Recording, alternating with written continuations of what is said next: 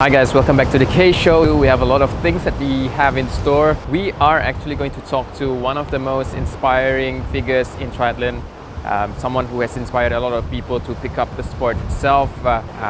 Today we'll be talking to Aldrian Yeo, the head coach and the founder of GogetterTri Squad.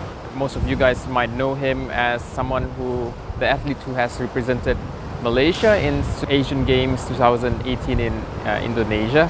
I had a chance to talk to him today at Dynamic, and we'll be asking a lot of questions that beginners will be asking, and I hope you guys will be learning something from this interview.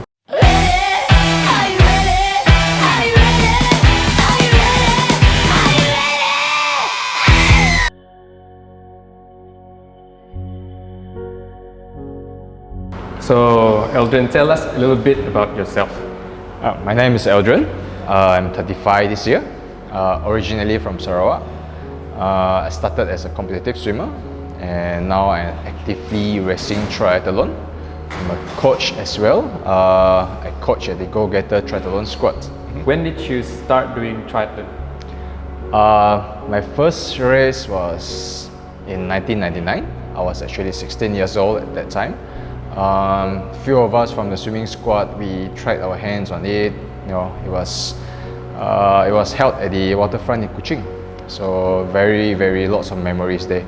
It was sprint distance, and I never looked back since. I got hooked. So do you know what was the name of the triathlon? It was organized by the Sarawak Triathlon Association. So they call it Sarawak International Triathlon.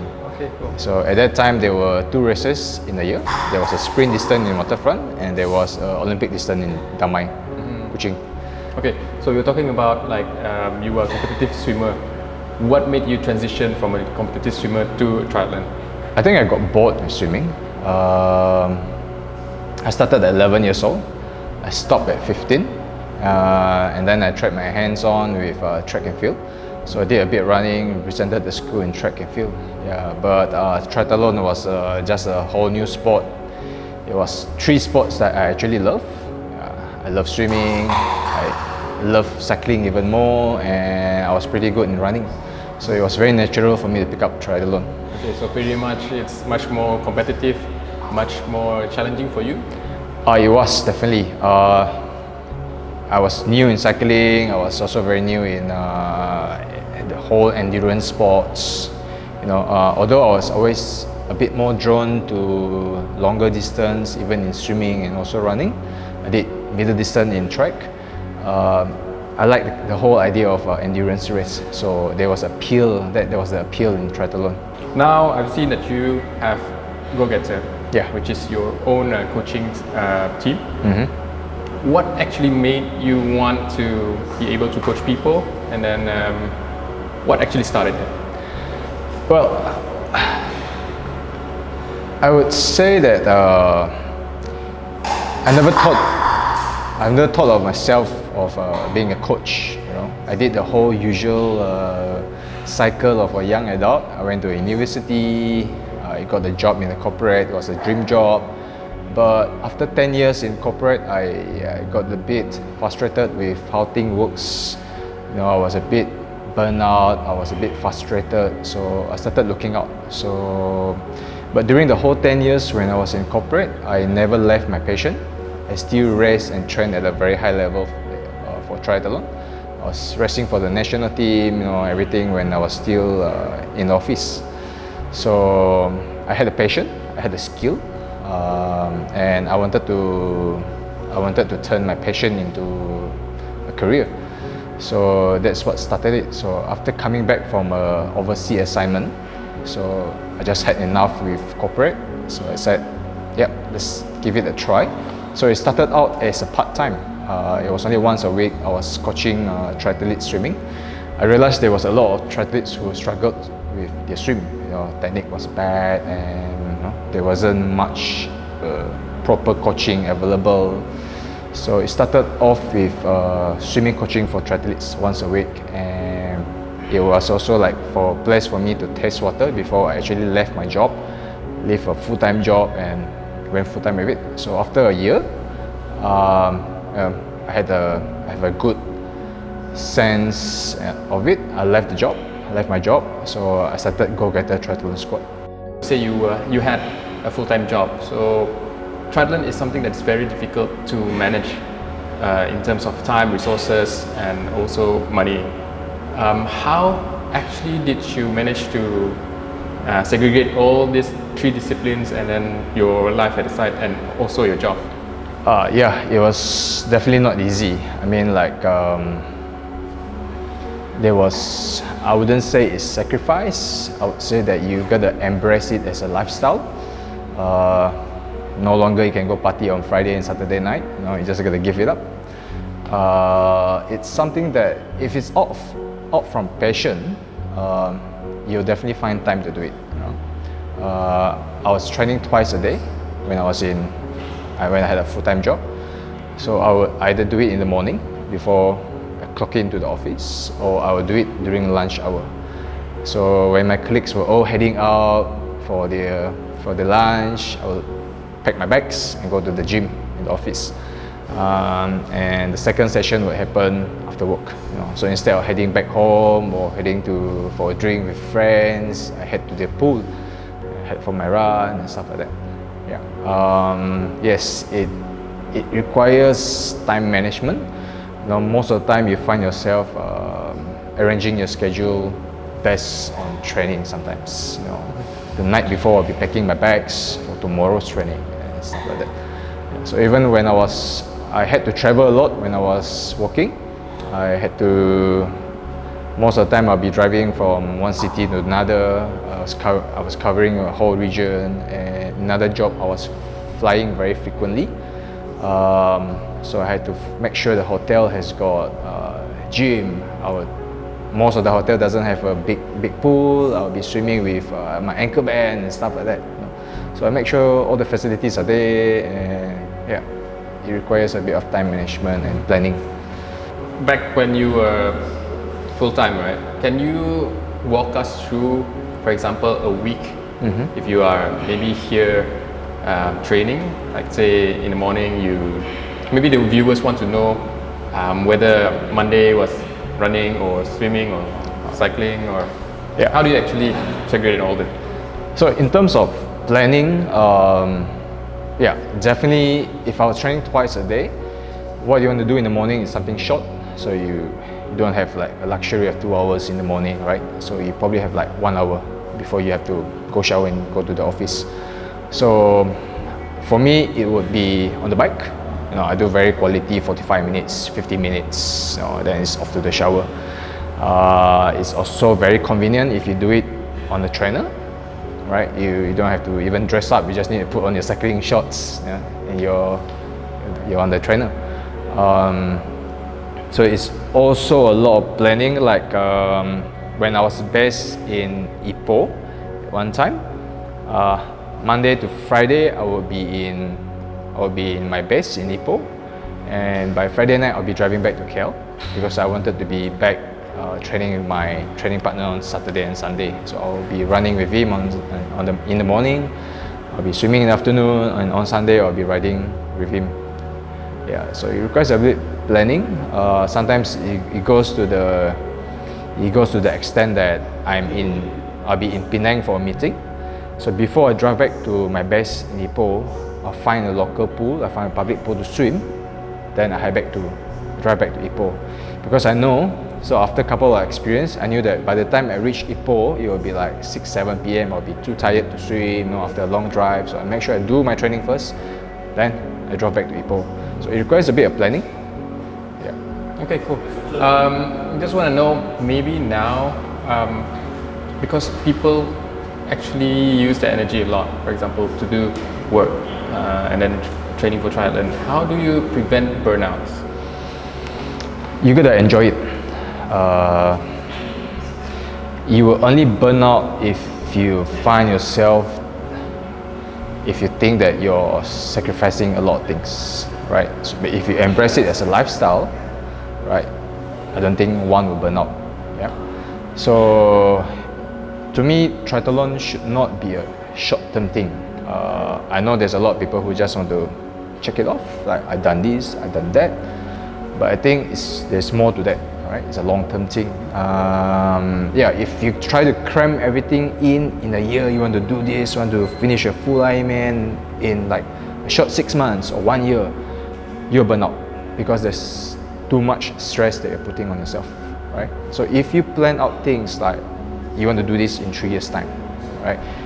Not only that you won't burn out, you probably get a better performance as well. So I don't think there's a burnout thing in triathlon. It all comes down to your planning. Yeah. Okay, how do you plan your objectives, for example, for a year or maybe, like you said, within 3 years? I guess this is where you need to speak to someone who has experience, all right? I spoke to a lot of people who are new into this sport. Sometimes they are over ambitious. Being ambitious is good, but sometimes your goals got to be realistic, right? So if you want to do a planning, speak to someone who has experience, right? It could be a coach, it could be someone that who has been in the sport for very long, right? So if you even struggle to finish, let's say, a 400-meter swim in the early of the year, and you tell me you want to do a full Ironman in the middle of the year, right? That's going to be a very big challenge. I won't say it's impossible, but it's going to be a very big challenge. This is where you start to stress out yourself, right? So we have got people who came to the squad with that kind of goal and everything, and they already signed up. So where I come in is where I'll tell them what they need to do and stuff like that, right? Yeah. Okay. So you mean that a coach actually plays an important role in defining what are the goals in triathlon? Yes, that's right. Besides defining goals, can you let the viewers know what actually the impact of having a coach in a triathlon can do for them? Yeah. You see, a coach is not someone who just writes you a program or is just always there telling you what to do, how fast you should be running, how fast or how hard should you be swimming. He's also there to monitor your plan for the year. He's also there for you to watch you in terms of psychology, right? There's a lot of things that a coach has to do with outside from the training. Like sometimes you set goals that is unrealistic, or you are not a very confident person. Yeah. So this is where a coach will come in. You can do it, right? How do you do it? Stuff like that. So it comes in. There's a physiological where he contributes, and there's also psychological where he contributes. It's what coach does. Okay. In GoGetter Tri Squad, right? So how do you actually contribute in terms of the psychological part? Besides just, I know you guys are giving plans, giving out training sessions every night, and then, but how do you actually contribute in terms of like psychology? Well, if there was 10 athletes, you'll probably have 10 different characters. 10 of them would have very different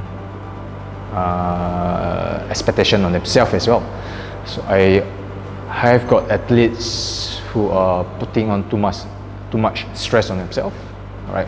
To the point that I started to see they are not enjoying training, right? So this is where I try to come in and tell them to relax, enjoy the process, don't take things too seriously, Yeah. So there are also people who are not working hard enough to achieve their goals. This is where I come in to push a bit.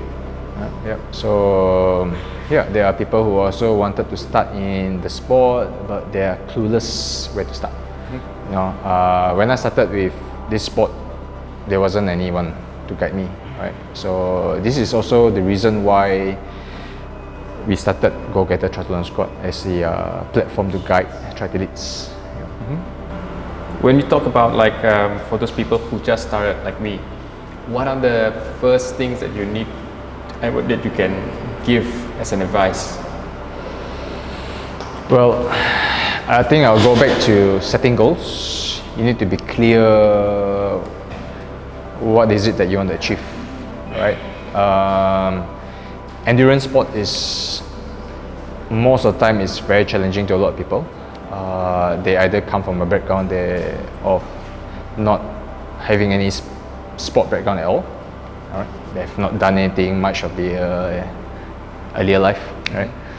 So yeah, this is where some of them come in not being able to even complete a 50-meter swim, right? So this is where you come and consult them, help them with technique, trim them up, stuff like that.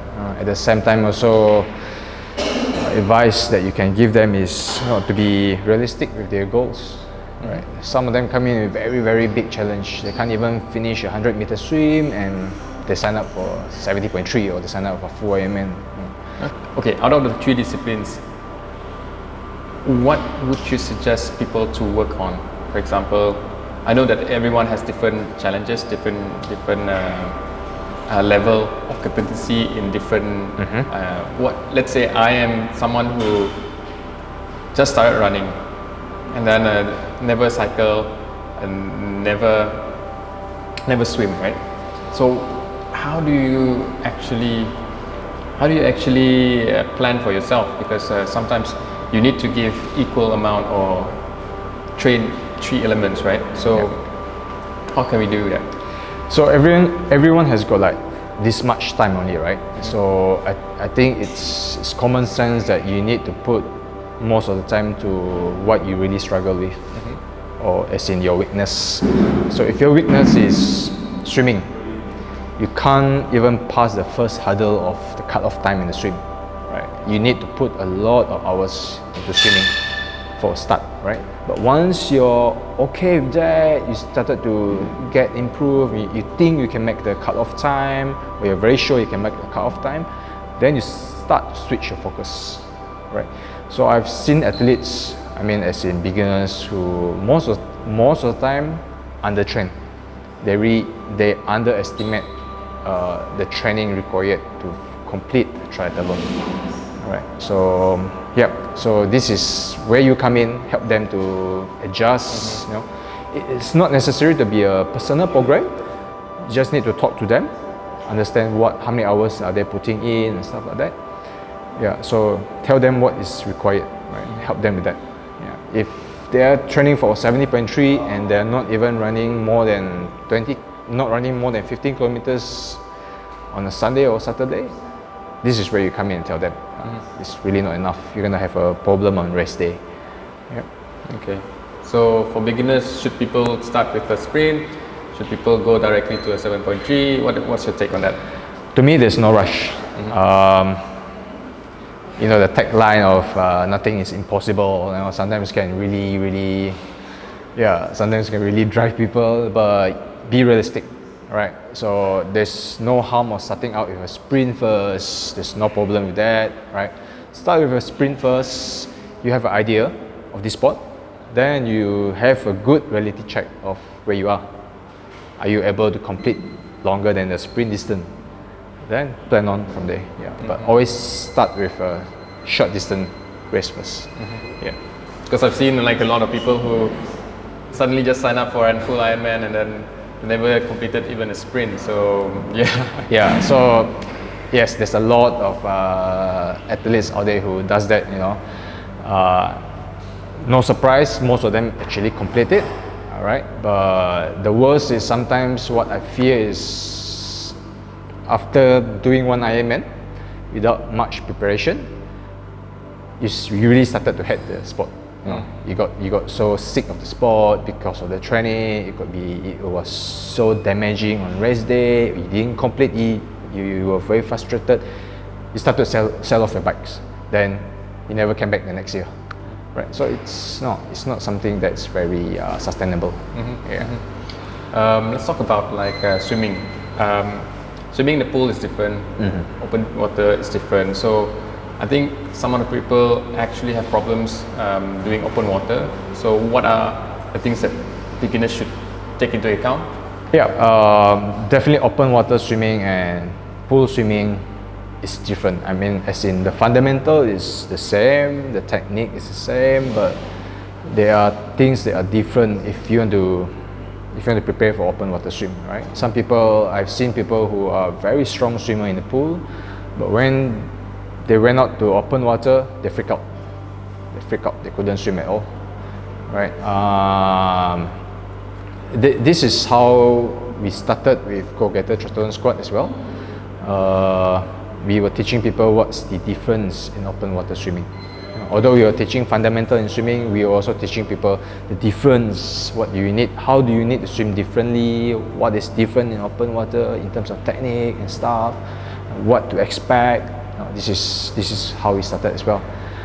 Yeah, but you got to train in open. You got to train as well in open water, so that you know what to expect. Right. When you swim with another 500 people, the feeling is very different. Yeah. So yes, open water. It was also something that I struggled initially as an athlete. Even for a competitive swimmer. Yeah, it wasn't fear of open water. It was that when I started doing ITU races, in ITU, all of them are very fast swimmer. Yep. So I just couldn't keep up. I was always the last pack in swimming. I couldn't figure out what was my problem. And then later on, I figured out it was my technique. My technique was too pool oriented, right? So I needed something that caters and is more suitable towards open water. So I started to change the way I swim. Yep. So that gave me a very good result in my following races. Yep. Okay. So I believe that in GoGetter also you guys do swim simulation. So that is one of the things that GoGetter offers, right? So how often do you guys do this? We don't do a lot of swim simulation. The reason being because our people are very time crunch. They only swim twice with us per week. That's 3 hours if you add up. So we spend those 3 hours per week doing a lot of very specific swim fitness, as in we do techniques and we do a lot of very specific swim fitness. We only do a bit of simulation at the end, the last 15 minutes of the session when it's near to competition. Yeah, so that's why we want to really spend that 3 hours that we have in that week to work on swimming. Yeah, simulation is only necessary when race day is nearby, right? You cannot correct your technique in a simulation, right? You cannot develop any specific fitness by doing simulation, right? But it gives you a good feeling and just to sharpen up your senses, what you need to do on race day. Okay, cool. Training triathlon is very, very energy consuming. How do people actually recover faster? Well, I think if you're doing the right amount of training, if you're doing things right, you won't feel too damaged, right? So unless you're a weekend warrior, like basically from Monday to Friday, you're not doing much, or you probably don't train at all, and suddenly on a Saturday and Sunday, your mileage and your intensity went up like that.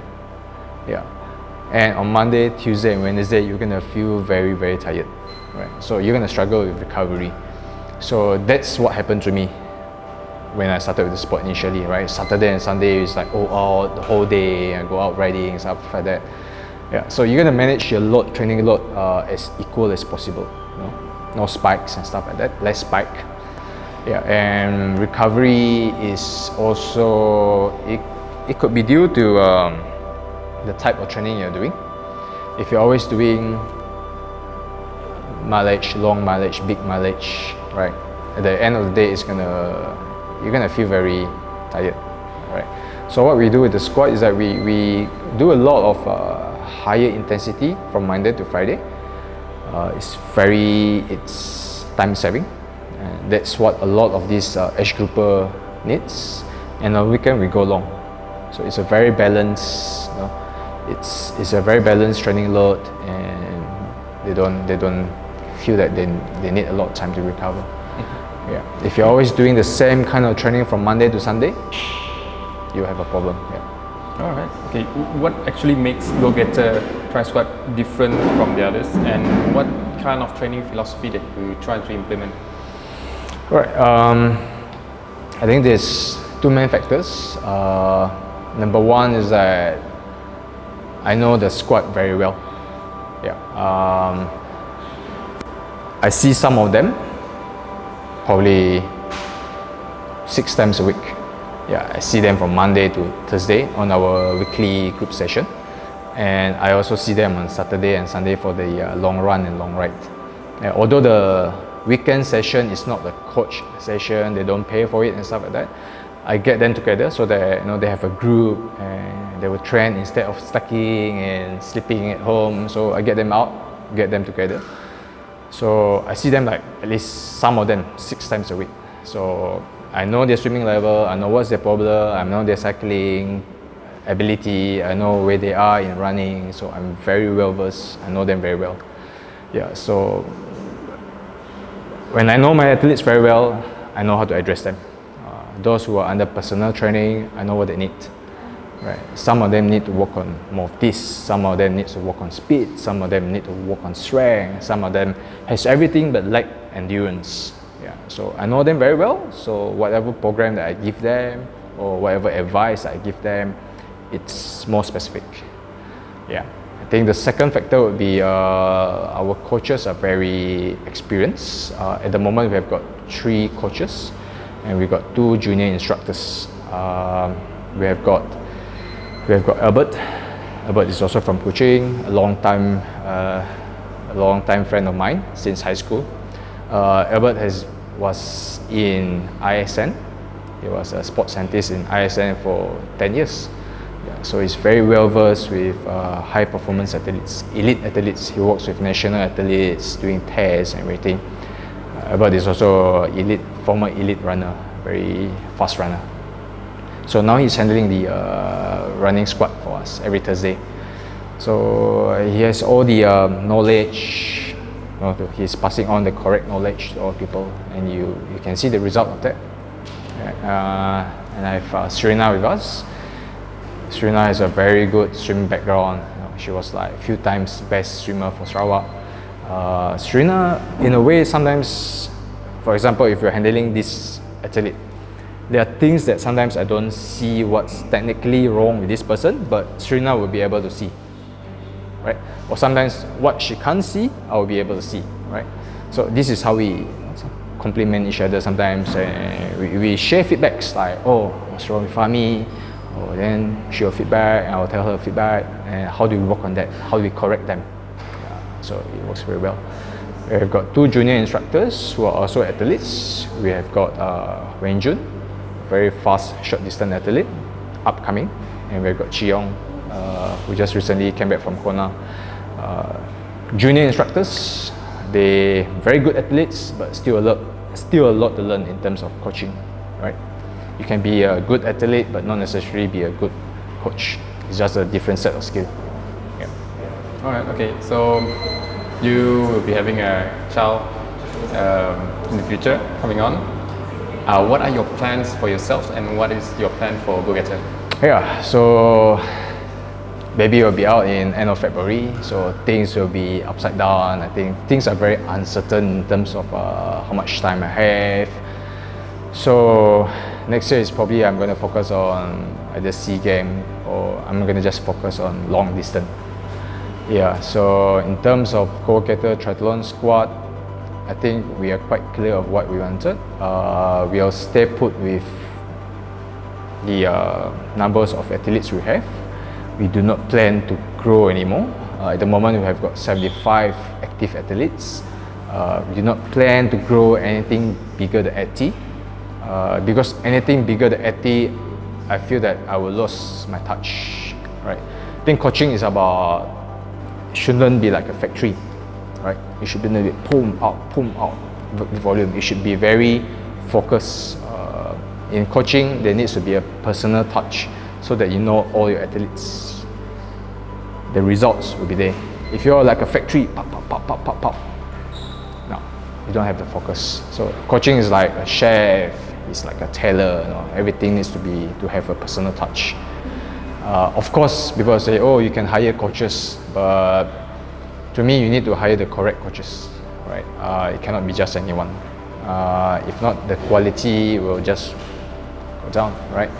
So, but we plan to start coaching youth athletes, as in 13 to 15 years old, people who these will be kids that we want to nurture to become good short distance athletes that will hopefully become national athletes, participating in major games, SEA Games, Asia Games, hopefully Olympics one day, right?